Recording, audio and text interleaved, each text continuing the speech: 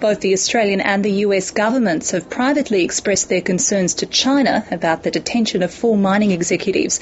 The Foreign Affairs Minister Stephen Smith raised the case of Stern Hu with the Chinese Vice Foreign Minister in Cairo. And during a meeting in Beijing, the US Commerce Secretary asked China to stick to due process and communicate with Australia. But so far, the message from Chinese officials is to butt out. A diplomatic double team. As Australia's Foreign Minister set to work on the sidelines of a Cairo summit, the United States made a point of raising Stern Hu's case with officials in Beijing. And all that we can stress to the Chinese authorities is that they adhere to due process, communicate with the families of those who are being detained, and especially communicate with the Australian government. It's doing so in the most public of ways, and the message is butt out. I've noticed that in Australia recently some people have been making noise about this case. This is an interference in China's judicial sovereignty.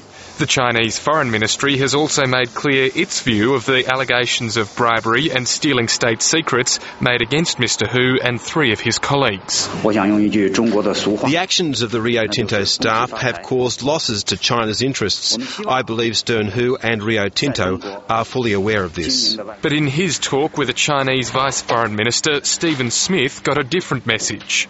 That doesn't sit with the meeting that I had and the statements made to me, which are that the investigation against Mr. Hu and others associated with him who are also under detention is ongoing. Opposition frontbencher Andrew Robb is in China and says the local authorities aren't backwards in putting their position strongly to a domestic audience. While Kevin Rudd's been tucking his forelock for 10 days, there's been a megaphone operating up here in China.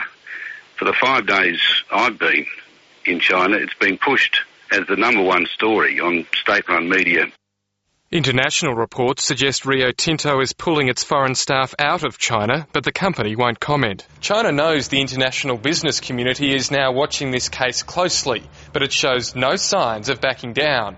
While the rest of the world flounders, China's economy is still growing rapidly, and so is its self-confidence. Nick Harmson, ABC News, Canberra.